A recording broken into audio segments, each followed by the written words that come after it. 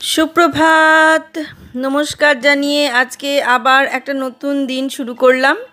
নতুন দিনে নতুন সকালে আবার একটা সুন্দর নতুন ভ্লগ নিয়ে চলে আসলাম তোমাদের সামনে। তোমরা দেখো আমি সারাদিন কি করছি। আমার ঘরে বাইরে লাইফস্টাইলে তোমাদের সবাইকে স্বাগত জানাচ্ছি। তোমরা এসো দেখো। আশা করছি তোমরা নিশ্চয়ই ভীষণ ভালো আছো, আর আমিও ভালো আছি, ভীষণ ভালোই আছি। শুধু হাতটা একটু প্রবলেম, ঠিক আছে, ওটা নিয়ে অত চাপ নেই। তবে মানে ডান হাত তো একটু একটু অসুবিধে হচ্ছে। আমি আজকে বাইরে আসলাম, বাইরের প্রকৃতিটা আজকে বেশ সুন্দর, রোদ নেই, মেঘলা হয়ে আছে, হাওয়া দিচ্ছে। আর আজ তো ঝড়ের সম্ভাবনা বলেই দিয়েছে, ঝড় হবে বিকেলবেলায়।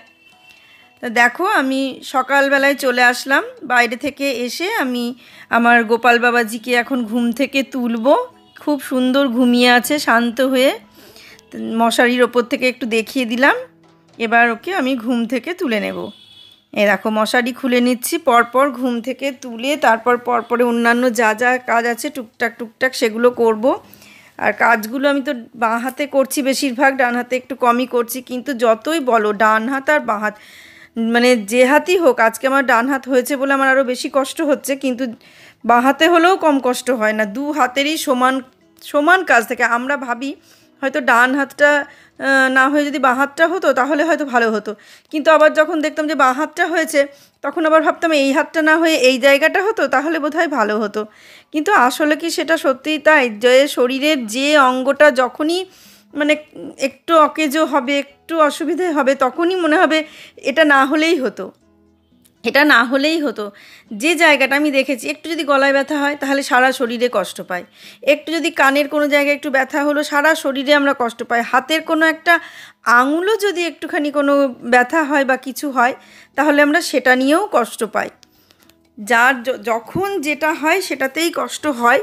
কিন্তু সেই যতই কষ্ট হোক আর যাই হোক, অতিরিক্ত মাত্রায় কষ্ট না হলে, একদম পুরোপুরি বিছানায় পড়ে না গেলে আমাদের রেহাই নেই। ঠিক কিছু না কিছু করে যেতেই হবে। অন্তত নিজের কাজটুকু তো করতে হবে।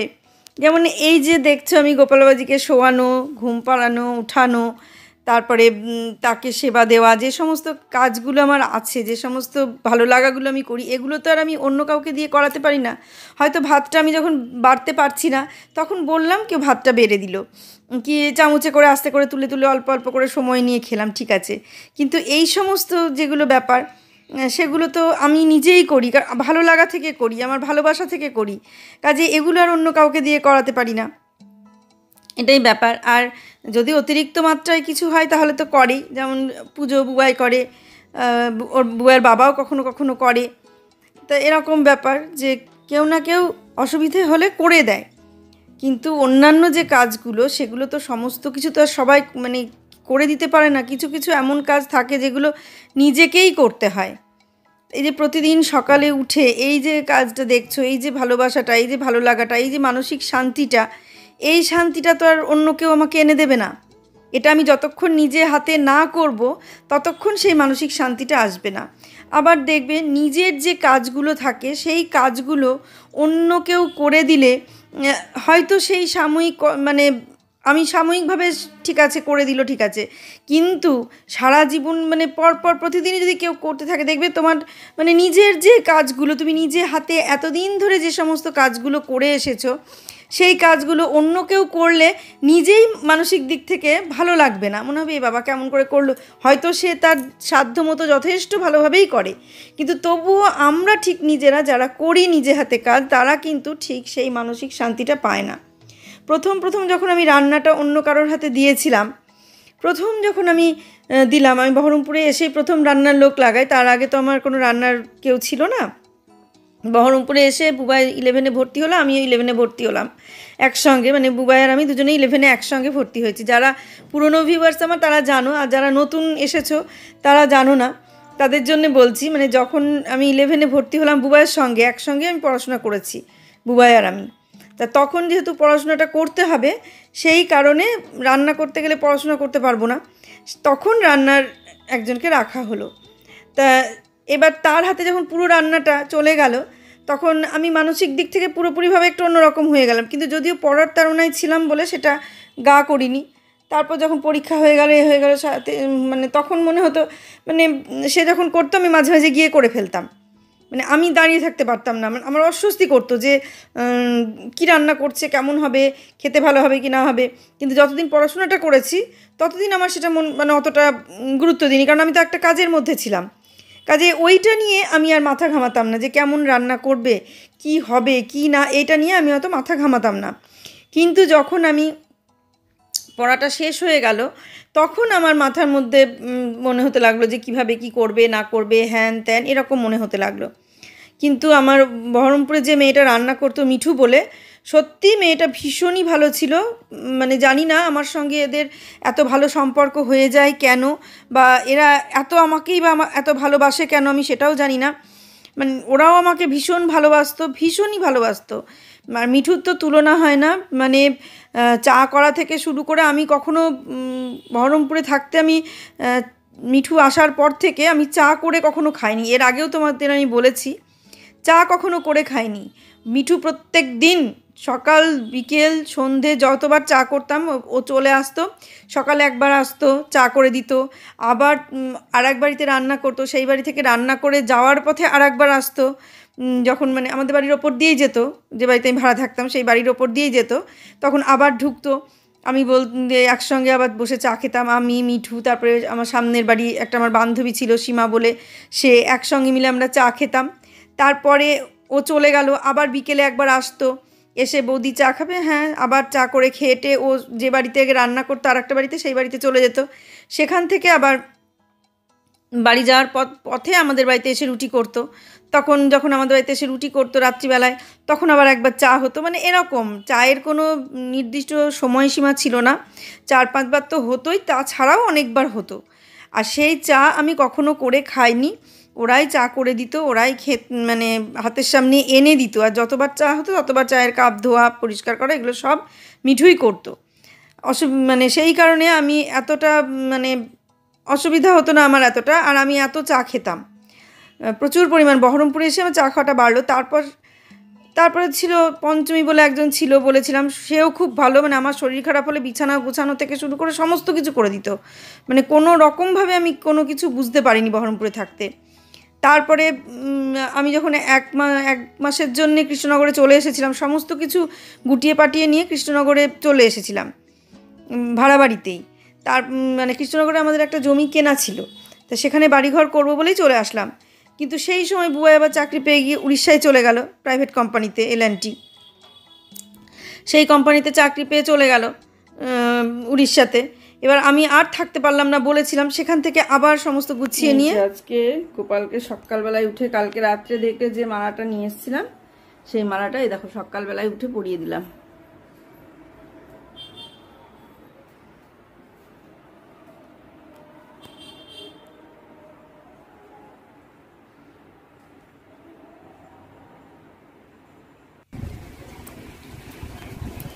এই দেখো বাইরে প্রচণ্ড বৃষ্টি হচ্ছে, ভীষণ মানে হাওয়া দিচ্ছে, ঝোড়ো হাওয়া, আর মাঝে মাঝে এত জোরে বৃষ্টি হচ্ছে সে বলার কথা না।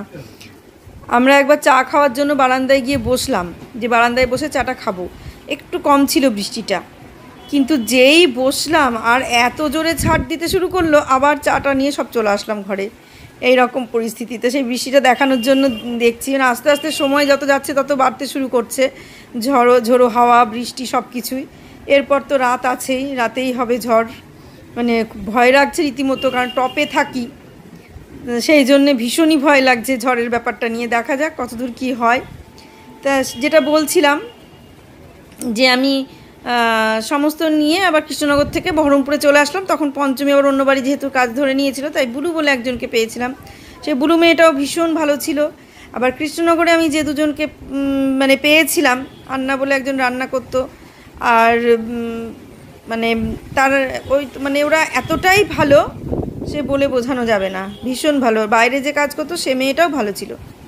তো সব মিলিয়ে আমি এসব নিয়ে ভীষণ ভালো ছিলাম, এদেরকে নিয়ে কোনো মানে অসুবিধা ছিল না। তবে আমি যেখানেই যাই এইগুলো নিয়ে আমার কোনো অসুবিধা হয় না, বাইরের কাজের বলো বা রান্নার বলো, এগুলো নিয়ে আমার কোনো চাপ হয় না, আমি ঠিক পেয়ে যাই।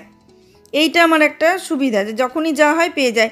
এই যে যেমন মাসির যখন শরীরটা খারাপ হলো, 2 মাস 3 মাস যখন করতে পারলো না, সেই 2-3 মাসের জন্যও আমি পেয়ে গিয়েছিলাম। তবে হ্যাঁ, তাদেরকে নিয়ে আমি 2 দিন মানে একটানা 2 মাস করাতে পারিনি। একজন 1 মাস করবে বলেই লেগেছিল, 1 মাস পর সে ছেড়ে দিল। আর একজন লাগলো, লেগে 1.5 মাস মতন করলো, 1 মাস 10 দিন করেছিল। তারপরে যখন মাসি আবার শরীর সুস্থ হয়ে আসলো, তখন আবার তাকে বললাম যে এরকম যার কাজ সেই বুঝুক, করে নি, তুমি ছেড়ে দাও, আর করতে হবে না তোমাকে। বলো ঠিক আছে, সেও রাজি হয়ে গেল, সেও 1 মাস 10 দিনের টাকা নিয়ে ছেড়ে দিল। এরকম ব্যাপার। তা এইভাবেই চলছে দিন। ভালোবাসলে, ভালোবাসা দিলে ভালোবাসা পাওয়া যায়। আবার সব ক্ষেত্রে যে ভালোবাসা দিলেই ভালোবাসা পাওয়া যায় তা না। বিশেষ করে আমি দেখেছি নিজের যারা লোক হয়, আমি কিন্তু আমার মা বোন বা নিজের এরকম বলছি না, মানে বিশেষ করে শরিক নিজের এরকম, মানে শরিকও ঠিক না, মানে নিজের মানুষেরাই বিট্রে করে বেশি। আমি দেখেছি যেখানে তোমার মানে হিংসে বলো, যা বলো, এগুলো নিজের মানুষেরাই বেশি করে, আর সেখানেই ভালোবাসা দিয়ে ভালোবাসা পাওয়া যায় না। কিন্তু তুমি মানে এসব মানুষদের ভালোবাসা দাও যারা পথে বসে আছে, তাদের যদি তুমি ভালোবাসা দাও, তাহলে ভালোবাসাটা অনেক বেশি পাওয়া যায়। আমার মনে হয়, এটা আমার ব্যক্তিগত মত বলছি, আমি সবার মত বলছি না। কাছের মানুষরা হিংসা করে বেশি, দূরের মানুষরা অতটা হিংসা করে না। আর ভালোবাসা দিলেই যে ভালোবাসা পাওয়া যায় এমন কথা না, সেটা তো বললামই। কিন্তু ভালোবাসা তুমি যদি দূরের মানুষকে দাও, এই ধরনের মানুষদের দাও, এদের কাছে ভালোবাসা পাওয়া যায়। তবে কি, খুব মানে ভালোবাসা দিতে হবে এমন মানুষকে যাদেরকে আমরা চিনিই না, সেরম মানুষকে ভালোবাসা দিলে আমার মনে হয় বেশি ভালোবাসা পাওয়া যায়। আর চেনাশোনা মানুষকে ভালোবাসা দিলে বা চেনাশোনা মানুষকে সাহায্য করলে, সেই মানুষদের কাছ থেকে দ্বিতীয়বার ঘুরে কোনো সাহায্যও পাওয়া যায় না, কোনো ভালোবাসাও পাওয়া যায় না। কিন্তু তুমি অপরিচিত মানুষকে সাহায্য করো, অপরিচিত মানুষকে ভালোবাসো, দেখো তারা কোনো না কোনো সময় ঠিক, যদি তাদের সঙ্গে দেখা হয়, তারা ঠিক মানে তোমাকে ভালোবাসবে বা তোমার পাশে দাঁড়াবে। কিন্তু তোমার নিজস্ব চেনা মানুষ যারা আছে, তারা তোমার পাশে দাঁড়াবে না। আমি কিন্তু একদম মা বোন বা ভাই এই সমস্ত লোকের কথা বলছি না, তোমার অন্যান্য যারা চেনা আছে সেই সমস্ত মানুষের কথা বলছি। আশা করি বুঝতে পারছো। প্রতিবেশীর কথাও আমি বলছি, প্রতিবেশীও এইরকমই হয়। তবে সবার ভাগ্যে প্রতিবেশী ভালো জোটে, আবার কারোর কারোর ভাগ্যে প্রতিবেশী ভালো জোটে না। তা সেই রকম ব্যাপার। প্রতিবেশী, আমার ভাগ্যে প্রতিবেশী যে খুব ভালো জোটে তা জোটে না। তবে আমার বন্ধু ভাগ্য ভালো, বন্ধু জুটে যায় ভালো। কিন্তু প্রতিবেশী আমার ভাগ্যে ভালো নেই। ভালো প্রতিবেশী আমি পাইনি, কিন্তু ভালো বন্ধু আমি পেয়েছি। আমি শ্বশুরবাড়িতে থাকতেও ভালো প্রতিবেশী পাইনি, বন্ধু পেয়েছি ভালো, প্রচুর ভালো বন্ধু বান্ধবী পেয়েছি। বহরমপুরে এসেও তাই, প্রচুর বন্ধু বান্ধবী পেয়েছি ভালো। আবার কৃষ্ণনগরে এসেও বন্ধু বান্ধবী পেয়েছি, কিন্তু প্রতিবেশী আমি ভালো পাইনি। বহরমপুরেও সেরকম প্রতিবেশী পাইনি, তবে বহরমপুরেও আমি মিশিনি সেভাবে প্রতিবেশীর সঙ্গে। আর কৃষ্ণনগরে তো পেতামই না, বহরমপুরে যারা ছিল তারা তো মোটামুটি কথা টথা বলতো, মিশতো, কিন্তু কৃষ্ণনগরে একদমই না। যাই হোক, ভালোবাসা দিয়ে কোনো কোনো সময় ভালোবাসা সবসময় দিতেও হয় না, ভালোবাসা পাওয়ার জন্য চেষ্টাও করতে হয়। যে না, আমি ভালোবাসা না দিয়ে দেখি তারা আমাকে ভালোবাসে কি না, এরকমও মানে ভাবতে হয়, যে প্রমাণ করার জন্য দেখি তারা আমার সঙ্গে কী আচরণ করছে, দেখি তারা আমার সঙ্গে কী আচরণ করছে। কিছু কিছু ক্ষেত্রে কোনো কোনো কথা হয়তো তুমি তাকে সাহায্য করবে, এটা তুমি তাকে দেবে, কিন্তু সেটা তুমি আগে থেকে বললে না, না বলে পরে তুমি সেই সময়ের কাছাকাছি আসলো, তুমি না বলে যে ভাবলে যে দেখি তো, না বলে সে আমার সঙ্গে কী আচরণটা করছে, আমি তো আজকে তাদের বাড়িতে যাচ্ছি, আমি না বলেই দেখি কী আচরণটা করছে। অনেক সময় এমন হয়, তুমি হয়তো তাকে কিছু সাহায্য করবে বলেই গিয়েছো, কিন্তু তুমি তাকে আগের থেকে বলোনি, দেখবে সে তোমার সঙ্গে কেমন ধরনের একটা আচরণ করবে। কিন্তু যখন তুমি তাকে সাহায্যটা করতে যাচ্ছ বা পুরোপুরি সাহায্যটা করে ফেলছো, সে যখন দেখছে যে হ্যাঁ তুমি তাকে সাহায্য করছো, তখন তার মুডটা আবার চেঞ্জ হয়ে যায়। মানে একই মানুষ একটু আগেই তোমার সঙ্গে যে আচরণটা করলো, ঠিক তার কিছুক্ষণ পরে সে মানুষটা আবার অন্যরকম আচরণ করবে। তা এরকম মানুষের চরিত্র আছে, বহু মানুষের এরকম চরিত্র আছে। আর আমি যেহেতু আমার নিজের দিক থেকে বলছি, সেই জন্য আমি আমার ব্যক্তিগত অভিমতটাই জানাচ্ছি, আমি সবার অভিমত জানাচ্ছি না। কারণ সবার ক্ষেত্রে সব রকম হয় না, কারোর পরিবার পরিবেশ পরিস্থিতি তারপরে প্রতিবেশী বন্ধু সব কিছু এতটা সুন্দর হয়, তাদের জীবনটা পুরো অন্যরকম হয়ে যায়। আর এই এই জিনিসগুলো যদি সব ঠিকঠাক হয় তাহলে তো মানুষের সুখের সীমা থাকে না, সুখ শান্তি সবসময় বিরাজ করে। কিন্তু বেশিরভাগ মানুষের ক্ষেত্রে আমার মনে হয় সব কিছু একসঙ্গে পাওয়া যায় না। আমি তো পাইনি, আমি সেই কারণেই বলছি। আমি সবার কথা কতটা বলছি জানি না, আমি আমার কথাটাই বলছি। এটা আমি এতটা পাইনি যে পরিবার পরিবেশ তারপরে প্রতিবেশী এগুলো সব একসঙ্গে পাইনি। তবে হ্যাঁ, নিজের মানুষটাকে খুব কাছে পেয়েছি, ভীষণ সাপোর্ট করে আমাকে সমস্ত ব্যাপারে। এই একটা মানুষকে আমি খুব ভালোভাবে কাছে পেয়েছি, যার জন্যে হয়তো আমি এখনও টিকে আছি বা তোমরা আমাকে দেখতে পাচ্ছ। এই একটা মানুষের জন্য, যদি এই মানুষটা পাশে না থাকতো, আমাকে এভাবে সাপোর্ট না করতো, তাহলে হয়তো আমি এতদিন মানে তোমাদের সামনে কি আমি কারোর সামনেই থাকতাম না, আমি হয়তো এই পৃথিবীতেই থাকতাম না। এরকম দিনও আমার গিয়েছে, মানে এরকম দিন আমার বহু মুহূর্তে বহু সময় বহু মুহূর্তে গিয়েছে, প্রতি মুহূর্তে এরকম দিন গিয়েছে। কিন্তু বহরমপুরে আসার পর থেকে সেদিনটা সেই সমস্ত পরিস্থিতির সম্মুখীন আমি আর হইনি। সেই কারণেই বলছি ভালোবাসা। আজ কি রান্না হয়েছিল তোমাদের সঙ্গে শেয়ার করা হয়নি, সেইগুলো শেয়ার করে দিচ্ছি। এই দেখো, হয়েছিল টক ডাল, মুসুরির টক ডাল, আর এই চাটনিটা আমি আবার রান্না করেছিলাম, সেটা তোমাদের সঙ্গে শেয়ার করা হয়নি, এটা পরে করেছিলাম টগরি রান্না করে দিয়ে যাওয়ার পরে। আর এখানে হয়েছে এঁচড়ের ডালনা, এটা দুপুরে খেয়ে এতটা আছে, এখন রাতে খেয়ে আবার একটু হয়তো থেকেই যাবে। আর এখানে উচ্ছে আলু ভাজা, এইগুলো হয়েছিল আজকে। আর তার মধ্যে এইগুলো ছিল কালকে, এটা তো জানোই যে সব দিয়ে আর চিংড়ি মাছ দিয়ে একটা সবজি হয়েছিল।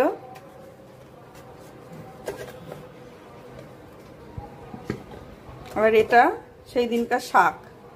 এই মোটামুটি মানে এগুলো হচ্ছে আগেকার এই দুটো, আর বাকিগুলো সবই আজকের।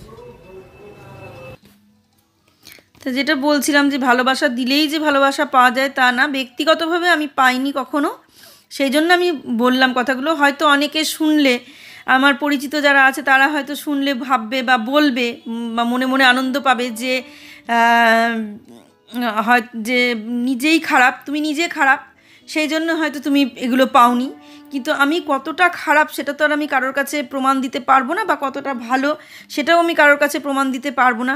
তবে আমি নিজের মানুষ কটাকে নিয়ে ভালোই আছি, এখনও ছেলের বউ নিয়েও যথেষ্ট ভালো আছি, কোনো সমস্যা নেই। সবে 1 বছর হয়েছে, বেশি দিন হয়নি। তবে সেটাই প্রমাণ দেবে, ভবিষ্যৎ প্রমাণ দেবে যে আমি কতটা খারাপ বা কতটা ভালো।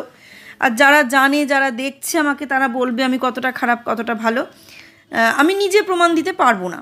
আমি আমার কাজটুকু করে যাব, আমার যেটুকু কর্ম সেটুকু আমি করে যাব, আমার যতটা কর্তব্য আমি করে যাব। আমি কর্তব্য থেকে কখনো বিরত হব না, আমার কর্তব্যটা পালন করে যাব। তারপর ওপরওয়ালা আছে, ওপরে যিনি আছেন বসে, তিনি দেখছেন, তিনি বিচার করবেন। হ্যাঁ, তবে এতটুকু বুঝেছি, ভগবানের কাছে দেরি হলেও একবারে পুরোপুরি অন্ধকার থাকে না।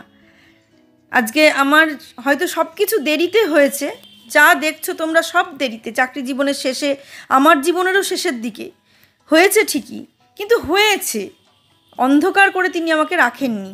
আর এই কারণে আমি এটাই বলবো যে ঈশ্বরের কাছে, যে আমি ঈশ্বরের কাছে এই কারণেই কৃতজ্ঞ, সারা মানে এই যে আমাকে অন্ধকারে রাখেনি, নিশ্চয়ই সে আমার তার সাধ্যমতো আমাকে যতটা দেওয়ার দরকার ততটা দিয়েছেন।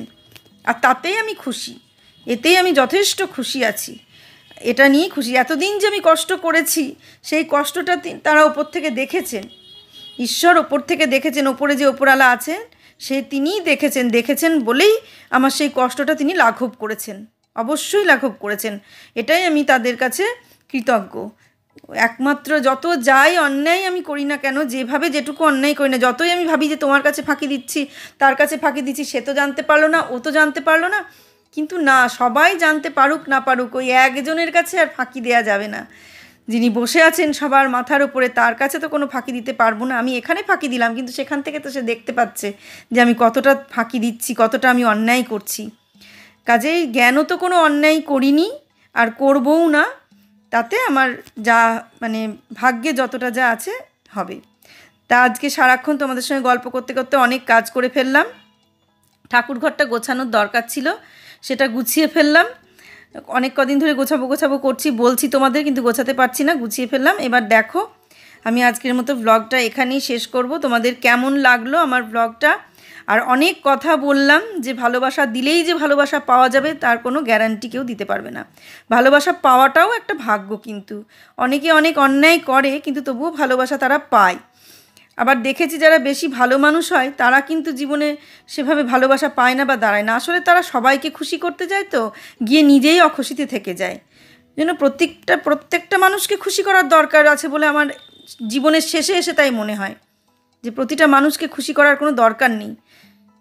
যতটুকুতে নিজের খুশি থাকা যায়, যেভাবে খুশি থাকা যায় সেটুকুই ভালো। বেশি করতে গেলে নিজের কিছুই হবে না জীবনে, নিজে কখনো শান্তিতে থাকতে পারবো না। এটা যা বুঝলাম আর কি। তো দেখো, একদম শেষের দিক চলে এসেছি। গুছিয়ে নিয়ে ঘরটা ঝাঁট দিয়ে নিলাম। আজকে মাসি আসেও নি, বাসন টাসন সব মেজে নিতে হয়েছে। টগরি তো প্রচুর বাসন মেজে দিয়ে গেছে। তাই ঘরটা ঝাঁট দিয়ে আমি তোমাদের দেখিয়ে দিচ্ছি, দাঁড়াও, যে কতটা কি আমি গুছিয়ে ফেললাম, কতটা পরিষ্কার করলাম। ডান হাতে ঝাঁট দিতে পারছি না। বলেছিলাম যে ঠাকুর ঘরটা গোছাবো, কিন্তু অনেক দিন হয়ে গেল গুছানোই হয়নি। মানে গুছাবো বলেছিলাম যেদিন, সেদিনও গুছাতে পারিনি। তা আজকে গুছিয়ে নিলাম। এই দেখো, এখন সন্ধে দিলাম। আজ হচ্ছে রবিবারে এই যে সন্ধে দিলাম। সন্ধে দিয়ে তারপরে গুছিয়ে নিলাম। তারপর এই লাইটটা একটু জ্বালিয়ে দিই আমি লোকনাথ বাবার।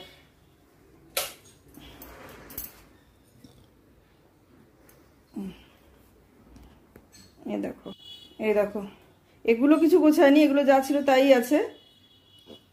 পুজো টুজো সমস্ত কিছু হয়েছে, সন্ধে দেওয়া হয়েছে। হওয়ার পরে এখন সন্ধে টন্ধে দিয়ে নিয়ে তারপরে এই জায়গাটা গুছালাম। এই দেখো কি অবস্থা হয়েছিল, তোমাদের সামনেই গুছালাম। আর এখানটা এর চেয়ে বেশি আর হলো না। এখানে যে যতগুলো ফাইল ছিল সেই ফাইলগুলো মোটামুটি ঢুকিয়ে রাখলো, আর ওগুলো সবসময় লাগে বলে বাইরেই রেখেছে। আর এখানে যেগুলো রাখা আছে দেখো, এগুলো সমস্ত কাচতে হবে, কালকে কেচে দেবো, সেই কারণে ওগুলো বাইরে রাখা হলো। আর রাধাকৃষ্ণের মালাটা আজকে পরাবো ভেবেছিলাম, কিন্তু আজকে পরাতে পারিনি। দেখি কালকে স্নান করে পুজো করব যখন, তখন যদি পরিয়ে দিতে পারি। আর এই যে এদিকটাও এরকম গোছানো হয়ে গেছে সবটাই। আর এখানটাও যে সমস্ত বাসন টাসন যা ছিল সব গুছিয়ে ফেললাম। ঠাকুর ঘর এখন মোটামুটি গোছানো আছে। আর এই জায়গাটার একটা ব্যবস্থা করতে হবে, সেটা এই মুহূর্তে হবে না। এই যে যেখানটা তোমার টেবিল এগুলো আছে, এখানকার এই আলমারিটা, এখানকার যে আলমারিটা দেখছো, এই আলমারিটা এই দিকে আসবে। এটা একটা মানে এই জায়গাটায় আসবে, এই কর্নারটা দেখছো, এই যে টিভিটা আছে, টিভির এই কর্নারটাতে আসবে, এই দিকে মুখ করে, সামনের দিকে মুখ করে। আর যেটুকু গ্যাপ থাকবে সেখানে একটা ওই সোফা কাম্বের টাইপের ছোট্ট করা হবে। ভেবেছিলাম যে একটা খাট রাখবো, কিন্তু হিসাব করে দেখছি যে খাট রাখতে গেলে মানে পুজো করা খুব অসুবিধা হয়ে যাবে। সেই কারণে ওই সোফা কাম্বের হয় ছোট্ট, একজন শোয়ার মতন এইখানটায় রাখবো, এই জায়গাটাতে। এই যেখানে দেখছো কম্পিউটার টেবিলটা আছে সেইখানটাতে রাখবো, কারণ ওই ফাইলের ওই জায়গাটা দিয়ে আর ওই টেবিলটার ওই জায়গাটা দিয়ে, টিভির ওই জায়গাটা দিয়ে আলমারিটা এঁটে যাবে ওখানে। আর এইখানে আমি ওই ছোট্ট একটা ইয়ে রাখবো, সোফা কাম্বের টাইপের রাখবো। তাহলে কি হবে, মানে একজন লোক আসলেও শুয়ে পড়া যাবে, বা কেউ আসলে হয়তো আমরা শুয়ে পড়লাম, সে হয়তো ঘরের ভেতরে শুলো, এরকম। আর এটা এরকমই আপাতত থাকবে। এটার ব্যবস্থা অনেক দেরি আছে, এটার ব্যবস্থা হতে ভবিষ্যতে, মানে সবটারই ব্যবস্থা হতে অনেকটা দেরি, কিন্তু তবুও আর কি বলে দিলাম, এই আর কি। এগুলো সাধারণ টুকটাক ব্যাপার, সবই অনেকটা দেরি। আচ্ছা, তাহলে দেখো, দেখলে এখন যা যা করলাম সেগুলো তোমাদের সঙ্গে সবই শেয়ার করলাম। আর আজকের মতো ব্লগটা আমি এখানেই শেষ করে দেব। আর সেরকম কিছু শেয়ার করতে পারিনি, যেটুকু যা পেরেছি সেটুকুই শেয়ার করলাম। আর তোমরা কাছে দূরে নতুন পুরনো যে যেখান থেকে আমাকে দেখছো, সবাইকে অসংখ্য ধন্যবাদ। এইভাবেই সবাই আমার পাশে থাকো। প্রত্যেকে যে ভালো ভালো কমেন্ট করছো, প্রত্যেকটা কমেন্ট আমার ভীষণ ভালো লাগছে, আর নতুন নতুন ব্লগ করতে আমাকে উৎসাহিত করছে। তোমরা এইভাবেই আমার পাশে থাকো, এইভাবেই সাপোর্ট করো। সবাই ভালো থাকো, সুস্থ থাকো, সাবধানে থাকো। আর সামনের দিনে একটা সুন্দর নতুন ব্লগ দেখার অপেক্ষায় থাকো। আজকে আসছি তাহলে।